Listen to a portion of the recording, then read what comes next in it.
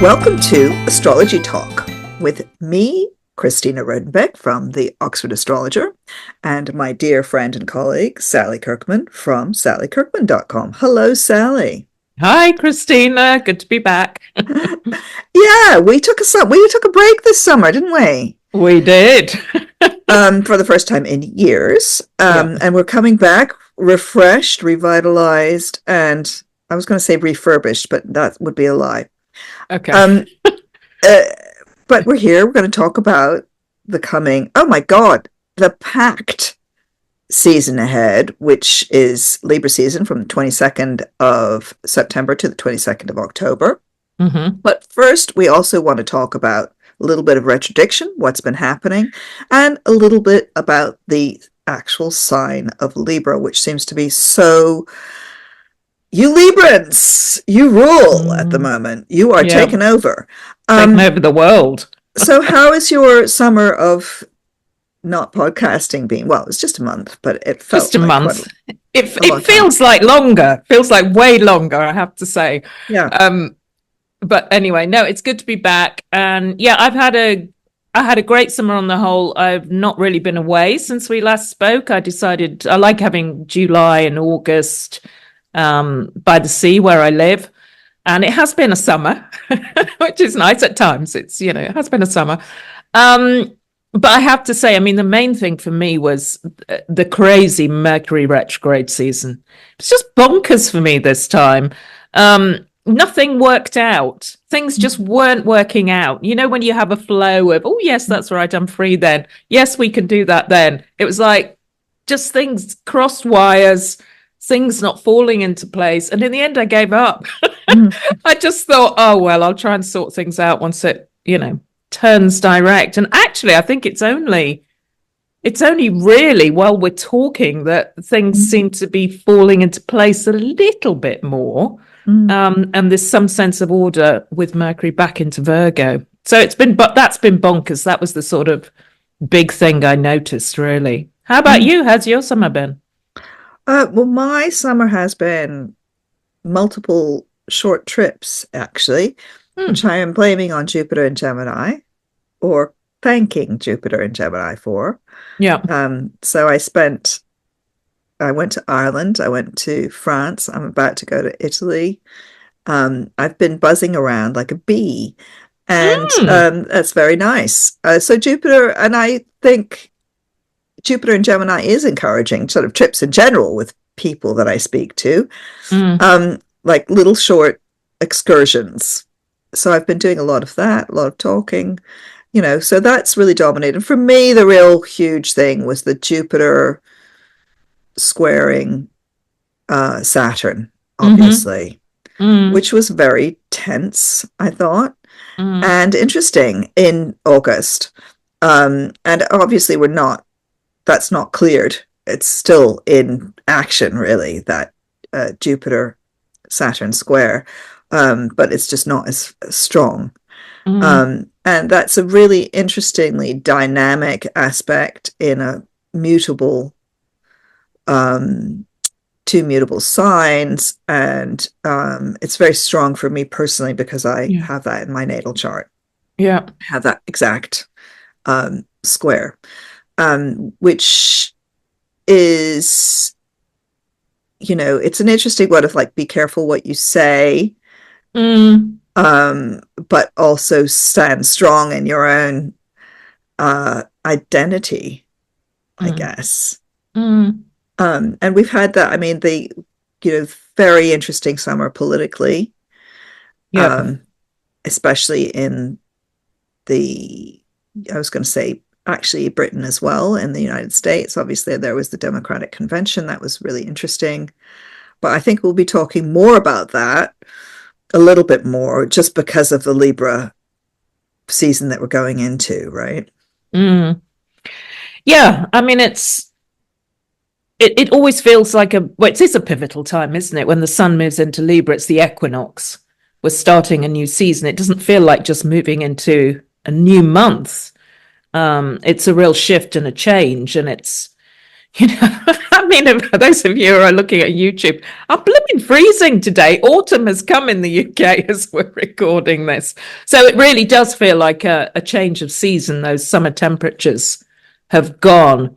You know, and the equinox is always, I always think it's a time to kind of ideally sort of stop and recess, review. I mean, equinox means equal night. So it's this time of equal day and equal night, and always feels very resonant with moving into Libra. That's the scales. So it's time to just stop and try and recalibrate and get a bit of balance, a bit of harmony back. And I think that's it. Well, I think it's important for a lot of people. There seem to be a lot of people going through big things at the moment as well. And that, just to say, the other major astrology was Pluto shifting back into Capricorn Yeah. at the beginning of September. And I did notice a lot of death. You know, there was a lot of news of people loss going on, and death and grief, and that really kind of coincided with that Pluto moving back into Capricorn. So, you know, Pluto remains in Capricorn. It's its last visit, isn't it, until mid-November. And I did really sense that as it came back in. So yeah, I think it's looking forward super for balance. important that I'm glad you brought that up, because I have to say, I think that plus, you know, Uranus is stationing as well, isn't it, in Taurus? And they're actually making a really nice aspect to each other across these earth signs. But it's really, really important for everybody. Just keep in mind, we're in this last little ping of Pluto and Capricorn.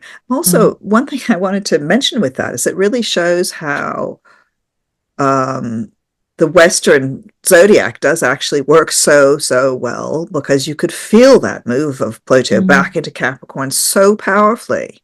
Yeah. Because as you know, actually the constellations have moved forward since ancient times.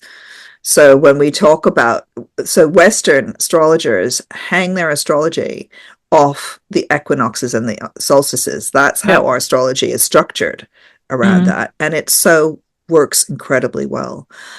So yeah, I feel it now. I feel that Pluto and Capricorn, it's like the old guard is still clinging onto our ankles and dragging us back into somewhere. And that there's stuff to be cleared up, including some people leaving, shuffling off this mortal coil, you know. And there's another example of this, which is that in this country there was a terrible tragedy in London. The Grenfell Tower burned down a few years ago, and there was a big inquiry, and the inquiry has just come in about that. And the reason that the tower burned down was corruption. It was a tower, it was the council was corrupt, the people who put the cladding on the tower were corrupt, they didn't listen to the tenants, and it was a real kind of symbol, I felt, of the worst side of Pluto and Capricorn, was the burning of Grenfell Tower. Because some of you probably have heard me say this before, but I'll say it again, that Capricorn is about vertical hierarchies and Aquarius is about horizontal structures, networks. So that vertical thing was actually literally symbolized by the tower. It burned down. And then as Pluto came back into Capricorn, we have the release of this inquiry, which is still something of a cover-up, may I say. They're still not prosecuting the actual council, who were the landlords of this place. But it's like another eruption to remind us of the darker side of Pluto and Capricorn. Yeah. And you personally may have stuff that you need to tidy up. Remember, Pluto was in Capricorn from 2008 until recently. And this is this last little thing, any loose ends to tidy up. This is a good time to do it up until the 19th of November. Yeah, absolutely. I mean, it's a time of completion, isn't it? And really, really doing the tough stuff, I think, to close the door on the past. Yeah. You know, and not going back into things that are bad for you as well. That is something else that I have seen people doing on the Pluto's move back into Capricorn, going back into things that are toxic, not good. It's like one last time, but this is the time for completion. Bringing things to an end so you can start afresh, start anew. And that one last time may feel really easy as well do you think? Because of that trine to Uranus, it's like, oh, I'll just, do this one last time, do whatever. And it might be okay, but I would be cautious, actually. This may be the one last time where the alligator actually grabs your toe and pulls you under. Yeah. Yeah. And I think for some people there will be an ease with it, but I think it depends how tightly embedded and engrossed you are in things. It depends how far you've dived into Pluto's underworld, very possibly, whether you can get back out in one piece. Yeah. It may be, literally like thinking of the symbolism like that. So, yeah, or with a toe missing. So you may have to sacrifice a toe to the alligator. Yeah. Why an alligator? Anyway, that's my vision that I have. Yeah. The alligator snapping at one's heels. Yes. So cool. Excellent. It's quite an amazing season that we're going. Oh, before we go into the season, let's talk about those Libras. Okay. Yeah, I think we should. We need to talk about Libra. Oh, it's an interesting sign, isn't it? Because I know so many sweet, lovely Libras. Really, the best kind of people. The people who just grab your heart and give you gifts and compliment, and just lovely, lovely Libras in my life, including my daughter. But it is also, as we know, it's a very political sign. And, Margaret Thatcher was the classic Libra, wasn't she? There's they've got a steely edge. And we were just talking about this beforehand. There are some big leaders at the moment, people right at the top of the tree who are Libra. Do you want to name them? Well, the two that bounce for me, bouncing Putin and bouncing Netanyahu are both Librans, and they've both been in power for a similar amount of time, which I think is quite interesting. During, much longer than Pluto's been in Capricorn. They got there when Pluto was in Sagittarius, actually. And they've done Pluto in Sagittarius, they've done Pluto in Capricorn, and now the question is, are they going to do Pluto in Aquarius? I find it really interesting that we've had these two wars going on. During the eclipse seasons that have been in Aries and Libra. That's where the eclipses have been for about the last, it's like 18 months now, isn't it? Yeah, it is. And we've got this one coming up that's in Libra. I looked at Benjamin Netanyahu's chart. We both did before we bounced onto this program. And he was born on an eclipse. Yes. Solar eclipse. Yeah. No surprises there then, I feel. He was born on an eclipse with the South Node, a South Node Libra eclipse as well, which is what we're having coming up on the 2nd of October. Yeah. And this one is going to be on his Mercury, the one on the 2nd of October. So watch that particular space. Just briefly, I mean, this, for people who are interested in this, it's really worth looking at his chart because it's interesting and it may change some of your ideas about astrology, since he was born with Venus rising. Yeah. He does also have a Mars-Pluto conjunction.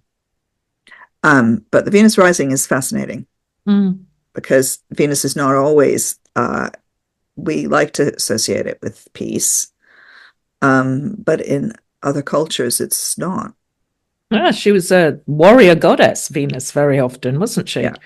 And that's that's a whole kind of maybe we could talk about that at some point in a investigate, but that's a whole other thing to Yeah. go into about Venus and Mars and how they've become identified over time. How they've been They polarized. I mean, polarized, yeah. in Central American cultures, Aztec and pre Aztec, Venus is the planet of war. Yeah, she is. It's like quite simple, and I Mm. think also Mongolia. There are other places where Venus is Mm. actually a war planet, which is really interesting. Yeah, and does say a lot about this Aries Libra axis, doesn't it? Yep. They Mars rules Aries, Venus rules Libra, but it's these axes, they work together. I mean, Yeah. you can't have one end of the axis without knowing the other. So And as we were saying, this comes across with Librans who my mum was a Libra, mm, very Libra. She, mind you, she did have Kazemi Mars and Lilith. okay, Kazemi Mars Lilith. That's insane, right? But she yeah, wasn't insane. She is lovely. But and she was incredibly artistic, mm, very people thought she was very charming, as you say, the gift giving, kindness mm, to strangers. Her neighbors thought she was delightful, but she was also very like and also very nice manners. you know um we always had napkins and silver, all of that Libra stuff, mm, all the beautiful mm, surface stuff, which is mm, incredibly important in life, actually, for life to be beautiful. yeah, But also, you were either in or out with yeah, her. You were in the party or out of the party. mm, And not that she would ever have stated it so bluntly, but with Libra politicians, I think you definitely see that. You're in the party. Thatcher, you were one of us, or mm, you were not one of us. mm, And mm, I feel one may have that same thing with Mr. Putin, that one may be either in or in the gulag. yeah, Um, that kind of it's along party lines, and that is so Libra Aries, yeah. isn't it? It is. It is. Yeah, it's a very interesting star sign. I have to say, my two best and favorite hairdressers in my life are Mm-hmm. both Libras. They make things beautiful, don't they? They make things beautiful too. Both Libra men, actually. Mm. My best hairdressers. So I used just to to work. I used to work with a Libra guy, and many Libra guys probably, but this one springs to mind, who was a wonderful graphic designer. He's a fantastic mm, designer, really talented. He also had two jobs, that both of which thought he was full time. So he would come check in with one job, then go down the road and check in with the other job. This was like office jobs, as the sort of head of chief graphic person. And he also had a girlfriend at the office and a wife. And I don't know if he had a girlfriend at the other office, but it was the Libra doubling thing. I just had that and that because I can't decide between the two. I think I'll just do both. ah, yeah. It's just my dad was a Libra as well. Oh, And I mean, he was married to my mum for many, many years. But he always had his girlfriends, as we used to call them. Women just adored him. He always had these girlfriends who'd come and go, "Oh, John, how lovely to see you." okay. Yeah, that's Libra for you. They like their relationships, don't they? Charm, They they have a lot of charm, and a that's lot part of of the charm. charm. Yeah, Is yeah. the Libra thing. Mm, Um, is that ability and that sense that you get often with Librans, that they're really paying attention to you. mm, That you think it's all focused on you when you're talking yeah, to them. It's yeah. also seventh house big thing. People who have seventh house, they have this ability to make you feel Mm, special. yeah, The other person yeah. feels special. Yeah. They're so good in partnership. They make great double acts as well, don't they, Libras? Um, you know, so it's a lovely sign. I have my moon in Libra as well. Yeah, Thank of course. God. Thank God, Scorpio Aries rising. I need a little bit I need a little bit of softness coming Yeah, in. a little bit of gloss there. Diplomacy, a little bit of Yeah. diplomacy, slowing me down a little. So yeah, we are moving into Libra season. But should we start by looking at the first eclipse, Yeah, I which think you need isn't. to. Yes, because I mean it's interesting. We always put this podcast out on the 18th, and we're actually going to put it out a day early because we do this. Eclipses come in pairs, and we've got eclipse season upon us right now, and we've got two eclipses taking place, but one falls across the Virgo Pisces axis. This new cycle of eclipses. So we thought it would be good to start by looking at this one. Yeah, and this eclipse is it's on that night, isn't it? 17th, 18th night. Is that right? Yes. Yes, it is. So it's for me, it's at 3 o'clock in the morning, Yeah. exact of the Yeah. morning of the 18th. Mm, And it's the first in Pisces of the new. So we've been talking about the Libra Aries eclipses that we've had for 18 months during with all of this political turmoil and the wars, etc. And now we're beginning to go into Pisces Virgo because the eclipses they overlap. So we're going to have this one in Pisces, and then the one in October is back in the Libra in that other axis. So we're moving into a new axis, but this is just a sort of, it's just a whisper, isn't it, into this new Pisces. It is a whisper because the nodes haven't moved yet, have they? The nodes are a really important part of the eclipses, and they only move into Virgo Pisces at the beginning of next year. So they're still in Aries and Libra right now. But it is an unusually long eclipse cycle, actually. I mean, it continues till February 2027. So, for Virgo and Pisces, this is major for you. So it is worth looking at, how are you changing? I think when they fall in your star sign, who are you becoming? Who are you? Very often when you get eclipses in your star sign, you can make big leaps in life. You often see people, who fall under the star signs when the eclipses are in play, that they suddenly, they rise to fame very often, or they get seen. And for Virgo and Pisces in particular, think about your relationships. Where are your relationships at? Do you want them to change? Likely that transformation is coming with regard to relationships. So, it's we're just getting a whisper of it, as you say, but let's see what happens on this eclipse. And the other thing that's interesting about this particular one on that night is it does fall in between Neptune and Saturn, so to speak. Both of which have been in Pisces for a long time, especially Neptune since 2010, transforming Pisces, for example, possibly turning you into a more spiritual person, or turning you into a movie star, or, transforming you in some way. Transforming Pisces, or the Pisces part of your life, has been changed or washed clean or cleansed. But this eclipse could trigger those, if you see what I mean. And Saturn's been there for a year already. And the eclipse cycle, this may release some of the stuff that's been happening under the Saturn-Neptune. And one of the things about Saturn being in Pisces is this is a part of the sky where things are getting older, they're maturing, they've reached a kind of conclusion of some kind. And it may be, so for example, if you have it in, if you're like I want to say a Capricorn, for example, you may have a book that's ready to be released, or if you're Sagittarius, and that actually comes out on this eclipse. And why do I say a book? It's because it's like a solid thing. It's a Saturn thing.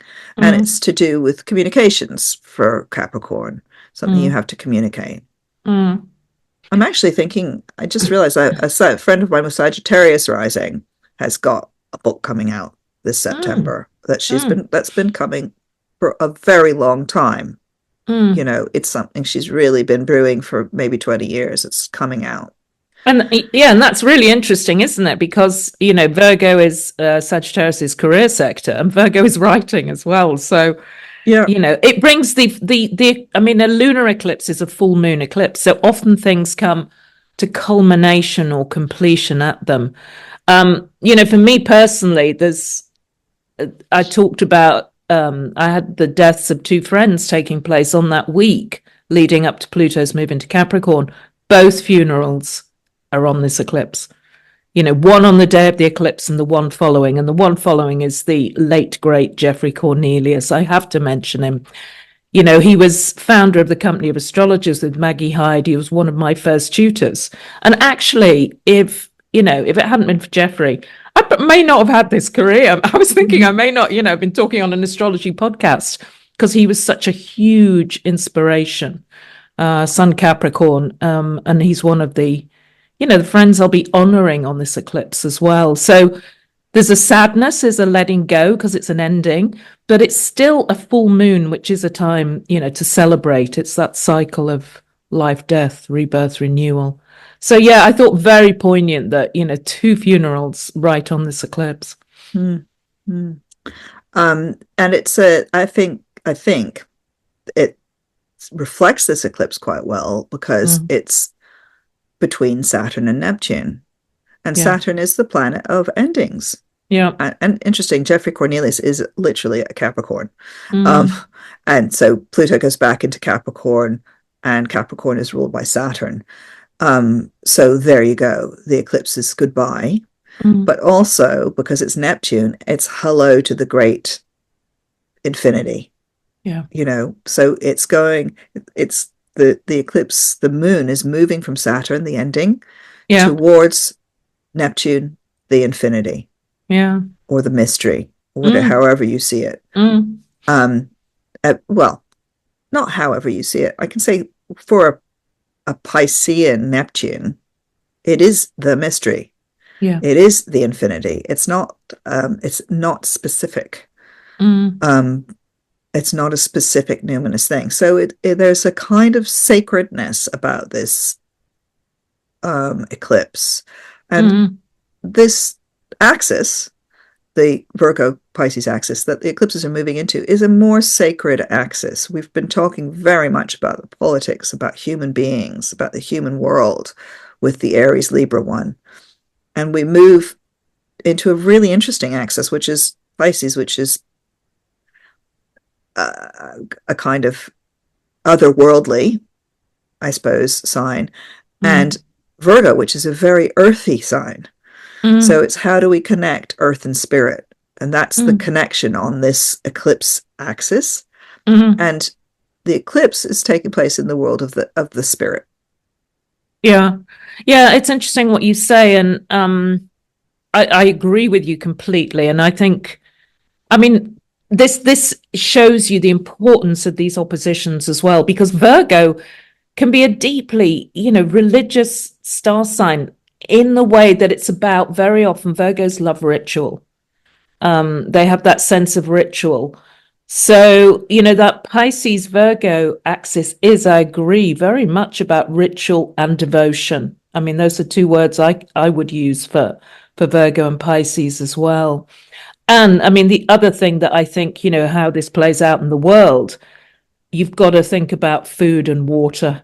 I think those are going to be, food and water will be really big themes on this Virgo Pisces eclipse over the next 2 years. There'll be big changes going on there as well. So for each of you, or each of us, it depends where this eclipse falls in relationship to either your sun or your rising sign. So clearly this new set of eclipses is going to be very important for mutable. Anybody with mutable, that means Sagittarius and Gemini, as well as Virgo Pisces, because it falls on these critical angles of your chart. So for Gemini and Sagittarius, it's likely to be around career and or home, the public and private sphere. And for Virgo Pisces, it's likely to be about the relationships or about your own identity. But it's important for other signs too, this shift, because we're still, as you said much earlier, that the nodes are still in Aries Libra. So those are two cardinal signs, but we are experiencing this shift from cardinal to mutable, this gradual Mm. um, change from cardinal to mutable. So it's important for all the signs, even so for the cardinal signs, you're experiencing like this is the end game that we're going into, Mm. the final bit of these cardinal eclipses, and it may feel like a bit of a relief, some kind of ending or culmination of stuff that's been happening for the last couple of years as the other eclipses have been happening in the cardinal signs. And when we have the eclipse on the 17th, 18th, we definitely go into eclipse season, don't we? That Mm. 2 week period when anything can happen, everything's up in the air. And it feels to me almost more tumultuous because of the shift also from mutable to cardinal. Yeah. Yeah, I mean, eclipses, that people often talk about them. They're not always easy. And I think they're not easy because they're a reminder that as human beings, we're not often in control. There's very often with eclipses, things come in from left field. It's the, outside events, it's the unexpected. It's things kind of what's been hidden comes to light. And it's this external forces that kind of confront us, throw us off track, and we have to reorient, find our way, deal with what's going on. So I mean, it is important. I always think, I always say to people, don't try and launch things or do important things on eclipses. Traditionally, you're wise, you're in the dark when there's an eclipse. What is hidden? It's wise to wait a few days and see what emerges. And the same with eclipses.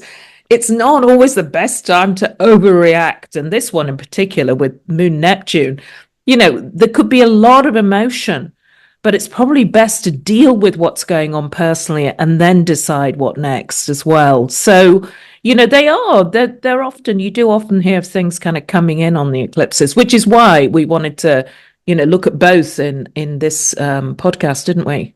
Yeah, I mean, avoid family rows is my big one because I often have the what eclipses. It's like, guys, let's Yes. just not see each other on this day.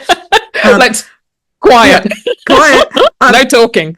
But I want to say I am going to be in Venice on this eclipse, Oh, okay. Lovely. which feels to me kind of appropriate because it's old and it's watery, right? Mm, So it's Saturn, mm, Neptune. There mm, couldn't be a more Saturn, Neptune city in the world mm. than Venice.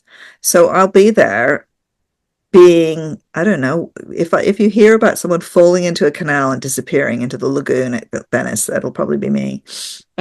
Just enjoy the beautiful art. Yeah, And don't get too close to the edge. yeah. Yeah, it's the other thing just to say about this eclipse, Jupiter in Gemini is square to it, isn't it, as well? So Mm-hmm. that, again, just be a little bit careful with the words around this eclipse, be careful what you say.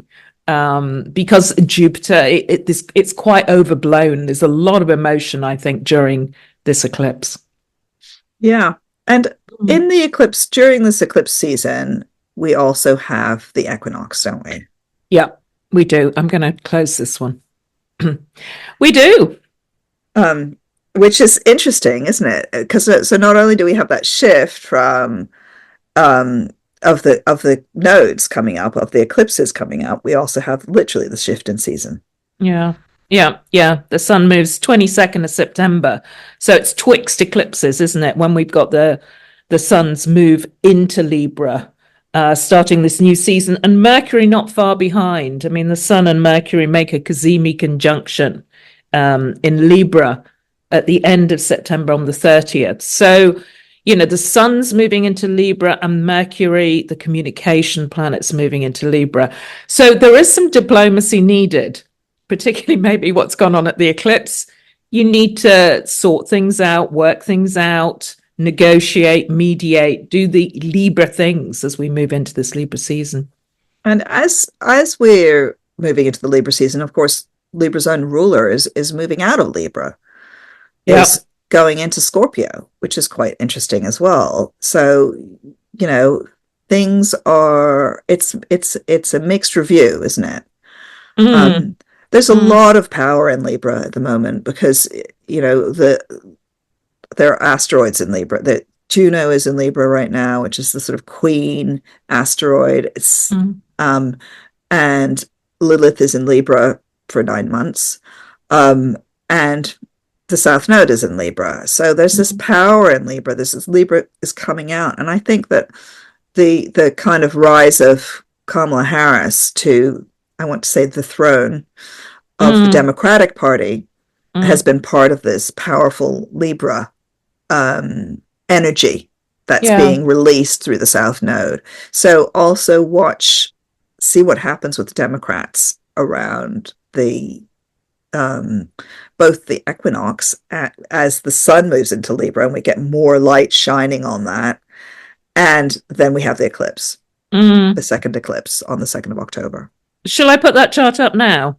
Yeah, what do you think? Are we moving straight to that eclipse? So basically, just to note that Venus does move out of Libra uh, around the same time that the sun is moving into Libra. So Yeah. it's like they're Venus is sort of making, I want to say making ways, doing the politics ahead of, is smoothing the carpet for Mm, the sun.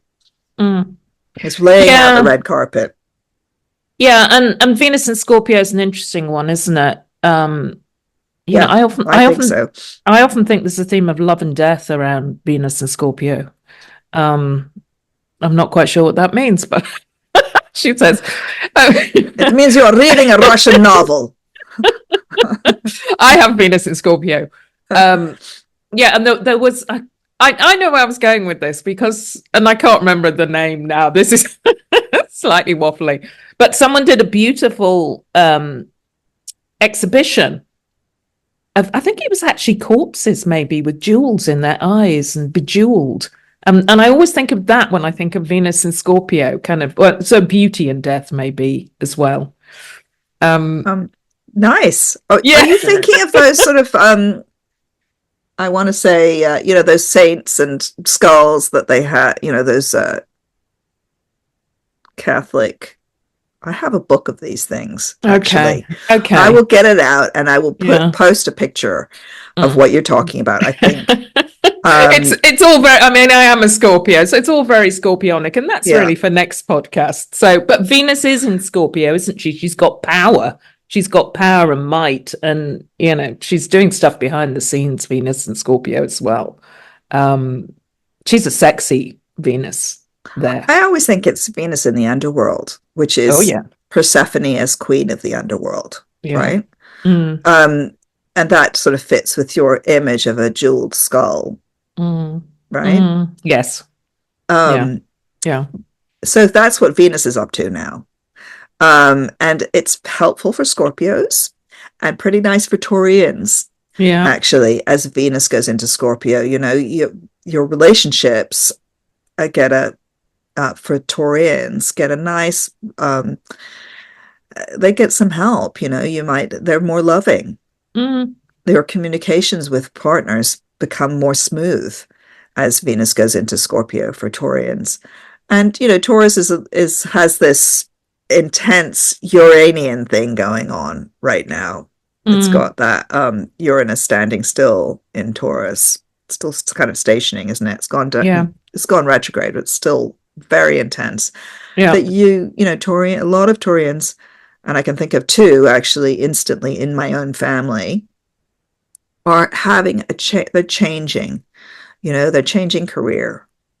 They're changing their life, which means they're actually changing identity, because Mm, Taurians can often identify really strongly with what they do, what they make in the world. And there's a big change. I'm thinking of my brother who's a Taurus, who is coming to the end of his career mm, and is transforming. yeah. And it's more like, a butterfly kind of transformation, and less like a, you know, what's a bad transformation? A good transformation that's happening It's for a good one. Taurians. Yeah. And you may get a lot of help at the moment from your partner. And it's going to be interesting also when you get the opposition. Yes, which comes in mid-October. Yeah. I often think, when with Venus and Scorpio, I mean for Taurus, but also perhaps Virgo and Capricorn, it can be about influential friends as well, Mm. friends in power, people in power who give you a leg up, with Venus and Scorpio, getting on the right side of people. And what's actually really nice about this Libra season is that, you've got Venus and Scorpio, Mars in Cancer, another water sign, and they're both trine to Saturn. It's making this grand trine in water, which kind of plays out for quite a lot of the Libra season. And that again feels like camaraderie, or who's got your back, having support from people. It's actually quite nice, I think, having this grand Mm. water trine, with Venus, It's Mars, and really Saturn. it's great. I think we really need Mm, it, actually, I do. to help us float through this kind of turmoily Yeah. eclipse season. What are you going to look for? Where can you look for relief, things going well, things going smoothly? It's in the water signs, Yeah. right? Wherever those fall in your chart. Mm. So, obviously that's helpful, just being a water sign. So Yes. Pisces, for example, you may find that you're the stalwart, you're the kind of holding things together. Mm. And Cancerians may find themselves being encouraging and being helping people to initiate things, and bring some warmth. And Scorpios, you're just being lovely. Actually, Mm. you could be just Mm. lovely. Mm. So I Yeah. would suggest to anybody feeling kind of discombobulated this season, look to your water sign friends for relief, release, support, because they Yeah. may be feeling pretty supported. Yeah, I agree. And it's interesting, isn't it, during this solar eclipse, because we've got a solar eclipse in Libra 2nd of October. And it's at 10 degrees Libra, and Mars is at 15. So it is square to the sun and moon during the eclipse. And that kind of often feels a bit argumentative or falling out with people. So, if there is some kind of drama going on in your life during this eclipse, again, who are the people who can help? Who do you need to turn to? Who can you go to for emotional support, actually? So yeah, but it's a really interesting eclipse, this one, isn't it? Oh my God, it's so intense. And I think for a lot of people, you may have already felt this at the beginning of September, when actually Venus was around this point, was Mm. around this eclipse point. And this one has got, I mean, it's got Lilith right in the heart of it. I mean, that's the main thing. The main thing for me is this is a Lilith eclipse. Mm-hmm. And it's a Lilith, and Mercury is really tight as well. So this is this Mm. big, big gathering of incredible power and force in the sign of Libra. And um, it could go either way. I think I mentioned earlier that my Mm. mother was born with this Lilith. She had Mars in there as well. Yeah. And one of the stories of my mother is that she really literally was the black sheep of her family. Mm. Literally. No, she was not a literal sheep, folks. Yeah. But she was the black sheep of her family. She always said, Mm. I'm the black sheep. And I always thought, yeah, you're the black sheep because you're the artistic one, and you married an American, and you're living in Cairo. That's what makes you the black sheep. But no, that was not what made her the black sheep. What made her the black sheep was that she had, well, among many other things, being the artistic one was weird in her family, was that she had an illegitimate child Mm. before she had her family with my dad. She had an illegitimate child who she had to give away, who's my half sister. Yeah. And that story to me is a very Lilith style story. The story of having to give up a beloved child, Mm. Mm. because she didn't want to. She was Mm. pretty much forced to give up her child. To give up a beloved child, this sort of sacrifice of a child, Mm. is a very Lilith style story. And I wonder about this eclipse with that. With Mm. what are we sacrificing? How are we treating the children? And how are we treating mothers? Mm. Um, Interesting. Really interesting. well, I think keep an eye on the news for stories about mothers and children. Yeah. Um, Yeah. Yeah. And also, just to back that up, Mars in Cancer, the yeah. family sign, isn't it? Square to that. So what may come to light on this? Um, Gemini, it's your fifth house. So it may be relevant what's going on for Geminis. Yeah, I mean, Lilith there's a shadow. It kind of fits well with eclipses almost, because there's a shadowy side to Lilith, isn't there? And eclipses are famous for, shadow falls and then a new landscape is revealed. Well, you So find out what? in the news. Yeah. So what is coming to light on this eclipse? Um, and maybe use. I'm thinking for Libra, how to use that. Maybe you're doing something behind the scenes, and then you transform and show off this new you on this solar eclipse or just after it. But it's kind of like what's transforming, Mm. what's coming to light on it. It's interesting as well, isn't it? This eclipse cycle, the majority of the eclipses have been solar eclipses, new moon. It's a very different feel in a way. It's kind of going back and forth from Aries to Libra during the eclipses. There's just going to be one more eclipse in this cycle next March, which is another solar eclipse in Aries. So this extra sort of, I often think of them as being like these turbo power of the new moons. Things start and fast, and you've almost got to run to keep up with these new beginnings. So yeah, it could be an exciting time as well. And bear this in mind with eclipses. They're roller coasters. They're the highs and lows. They're not always bad by any means. They can really propel you into a new chapter, something new. I definitely think it's a mistake to think of them as bad. Mm, Absolutely not. Could be mm, either. Can go either way. I mean, we always say this is astrology. Could be good, could be bad, but it's big. You know, yeah. I would say keep an eye on the Kamala Harris campaign. Although her sun, she's a Libra sun, but she's only got the sun in Libra, I think, and it's at the other end of Libra. But Mm, nevertheless, mm, as you say, there's a possibility here of like Phoenix stuff happening.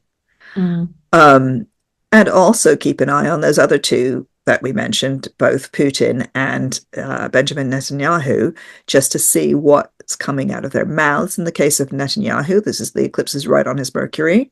mm, And Putin, I haven't got his chart up actually, but he's a Libra, yeah. and what are they going to say? What are they going to release into the wild? Um, what are they going, uh, and Netanyahu in particular, he's born on an eclipse. He's a powerful eclipse person. Yeah. Yeah. So this one will be huge for him. Yeah, I do want to say there's a real theme of secrets around this eclipse. I I mean, for agree. different reasons. I mean, Venus is the ruler of the Libra eclipse. It's in Scorpio, shadowy star sign. Also, we've got, the Pluto's back at 29 Capricorn, this last gasp, and it's stationing during this eclipse. So it's going to turn, it's retrograde, but it will turn direct on the 12th of October. Okay. So Pluto's powerful as well. I know it's not making an aspect to the eclipse. Oh Um, no, but I agree with you completely. yeah, Pluto is just powerful anyway at the moment, isn't it? yeah, It's yeah. this finishing off of old stuff that's Mm, going on, and I feel that this eclipse is part of that too. And may I just say, I just got Putin's chart up, mm-hmm. and his sun is actually at 13 degrees of Libra. Okay. So it's going to be very tight to this eclipse. But not only that, he's got Sun, Saturn, Neptune, Mercury, all in Libra. Mm, We don't know what house it is. I mean, theoretically it's the 12th house, so behind the scenes stuff. mm, But this one of the things that eclipses can do.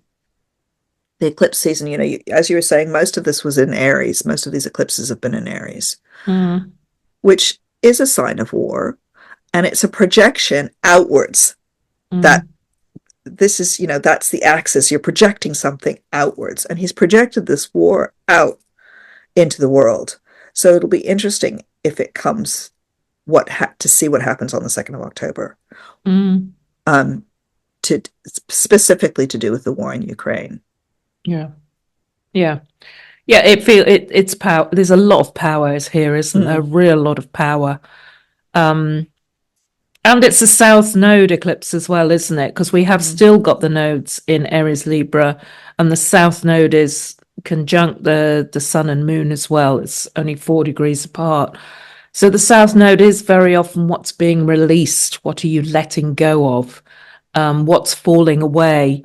It's on a south node. It's be careful not to fall back into bad habits again. There's that theme, which I've already flagged up at some point. You know, also, and eclipses are endings and new beginnings. What has to end to start over? So a lot of different things to think about at this eclipse, definitely. It's an exciting one. I mean, I would suggest also that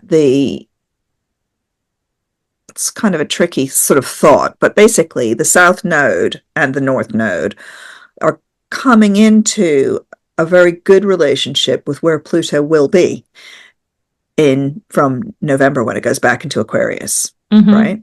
They're coming into that. So they will brush over a beautiful trine sextile to that point.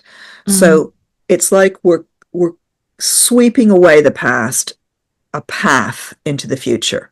We're sweeping that away. And that's something that's happening at this October eclipse. And I would prefer it if you were not the swept away person, but the person either just waiting to take the path, you know? Yeah, very, very powerful eclipse.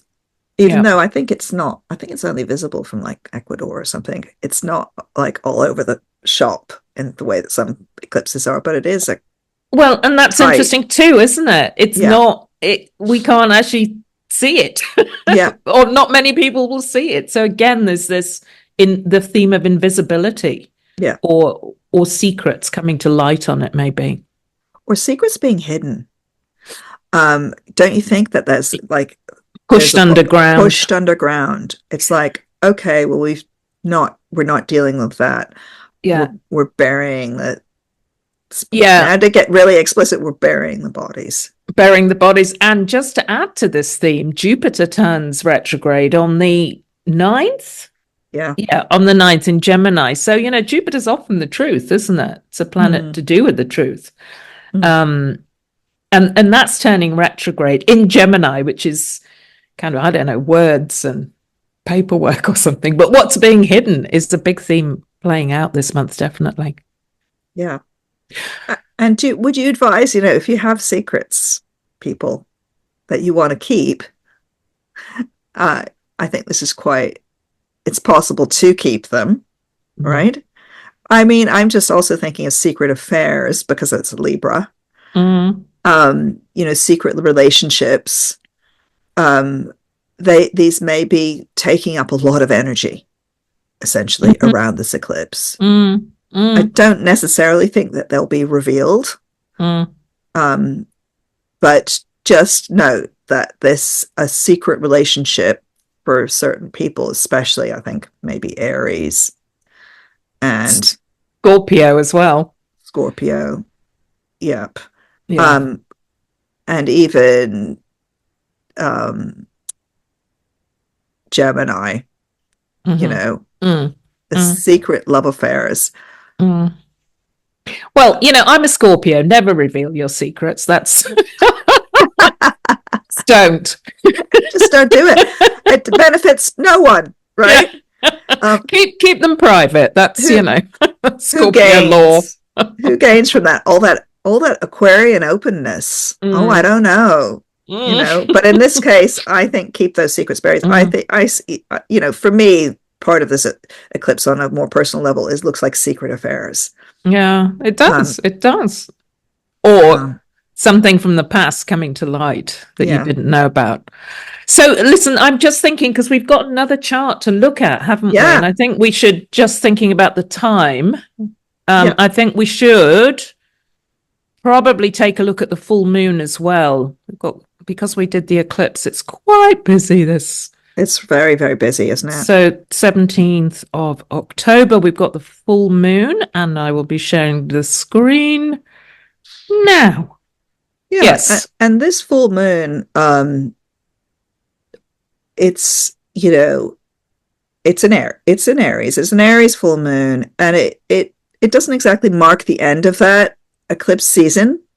It kind Mm. of does, I think. It may just be Mm. like an exclamation mark part of Mm. the eclipse season, Yes. because it's still in that energy, right? Yeah. So Yeah. the thing, it could be that something gets buried at the eclipse and then bursts out at the full moon. Mm. So it's not over till it's over. It makes a square to Mars, doesn't it? Yeah. Yeah. Mars is a big player during the eclipse and the full moon. Mm. So, you would expect then there to be drama or arguments or things coming. Mars, it's an interesting Mars, though, isn't it? Because it's in Cancer, the sign of. I often think Mars and Cancer doesn't like to confront, it scuttles sideways, sort of moans and whinges a bit, and then. But it doesn't go direct. But there's something brewing, isn't there? If there's stuff in relationships, family things, the eclipse and the full moon, these are real dates to note because they're going to burst forth. It's Um, fiercely tribal, is how I think of that Mars in yeah, Cancer. It's like, yeah, I'll do anything to protect my tribe. yeah. And it's interesting also just to note that while Mars is in Cancer for most of this month, for the whole time that we're speaking about, it's opposite to Ceres, which is another family oriented, political, Mm, tribal asteroid, right? But it's in mm, the sign of Capricorn, the establishment. So there's a conflict really between, and this may come to some kind of head around this full moon. There's a conflict between um, the nation, sort of, well, there's a conflict between larger tribal structures and smaller tribal structures.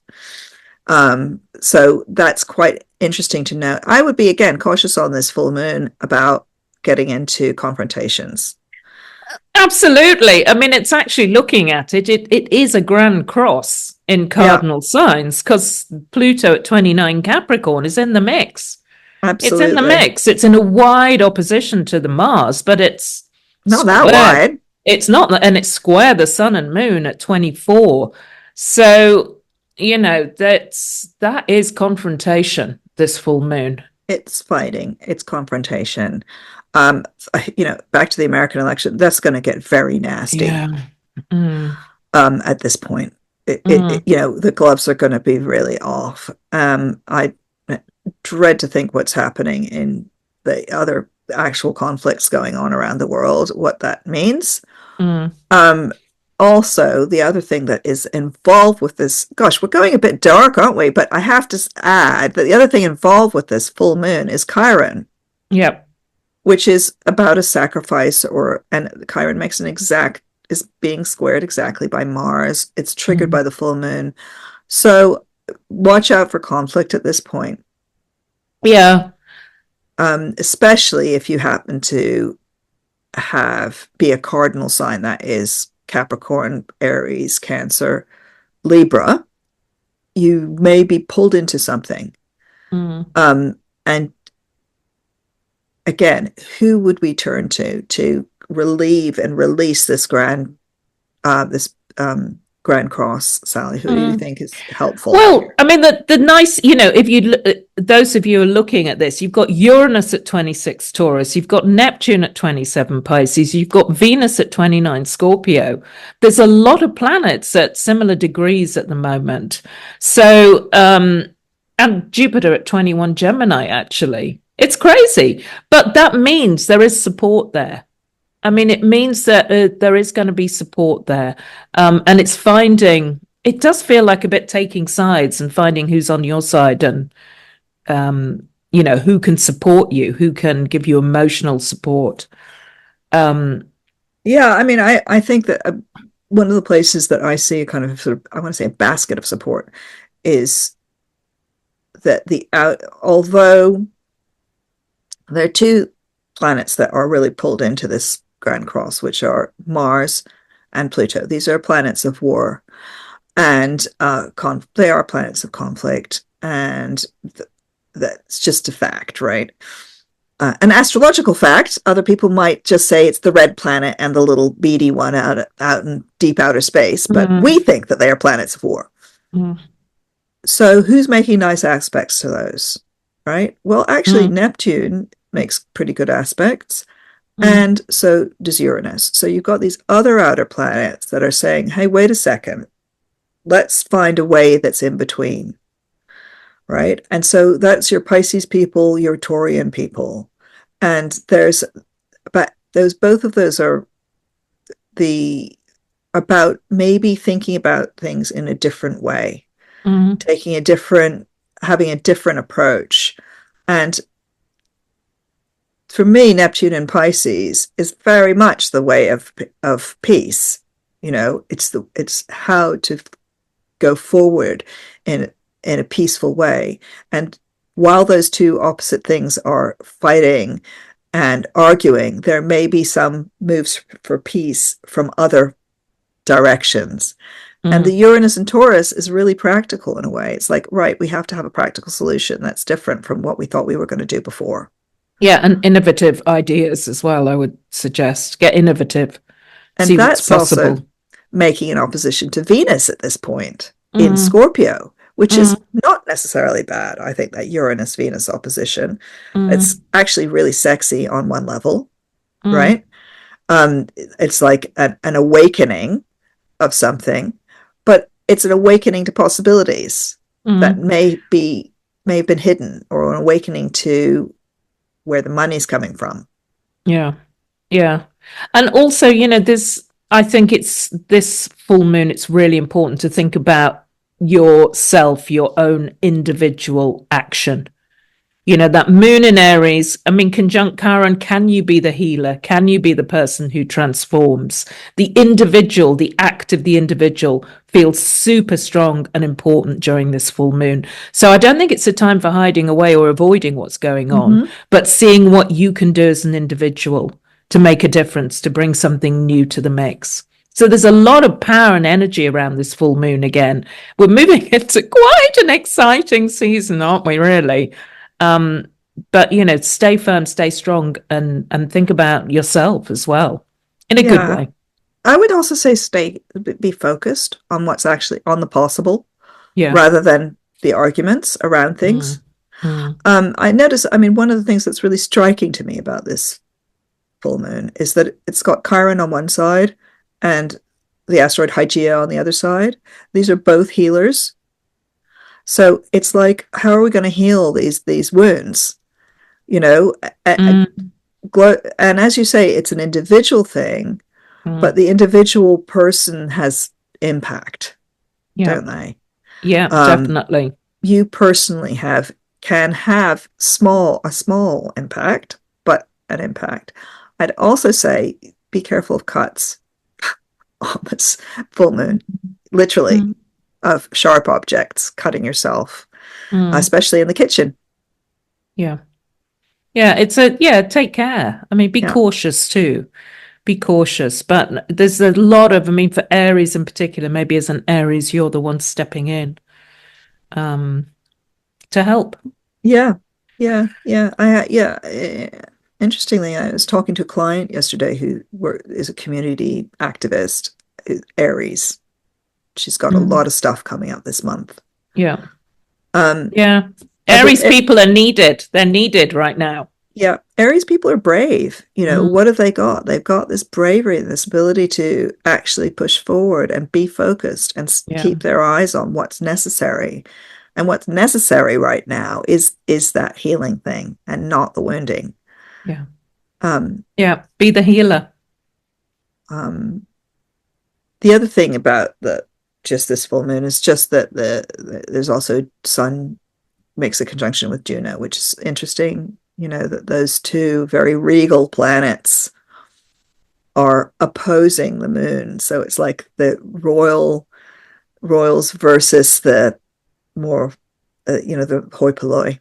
And again, that suggests, in Libra, that to me is about partnership as well, isn't it? The importance of the right partner.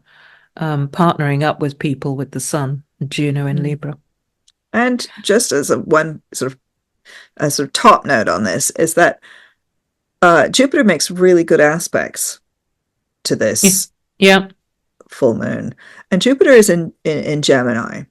So I was saying that those other outer planets are helping the conflict between Mars and Pluto, but Jupiter is really helpful with that conflict between the sun and the moon. That's in this full moon, and that's about talking, and it's about mediation, and it's about talking until you come to some kind of way forward.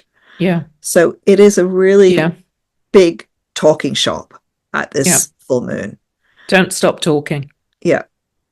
And again, that's like keep finding the solutions, keep finding the possibilities, keep going. And one of the things that comes up with this kind of, with a lot of conflict in a chart or a conflict in a thing, is that it brings out the problems that need to be talked about, that you should have been talking about, but maybe we're covering up under those lovely trines and everything. Now let's just deal with it. Let's put the cards on the table. Let's be open about what the conflicts really are, and then look for the solutions. The solutions come partly from that Jupiter and Gemini, which is that positive. And I was going to say it's cardinal season, isn't it? So cardinals, cardinal signs are, they're motivated, they're leaders, they get things done. So let's get things done.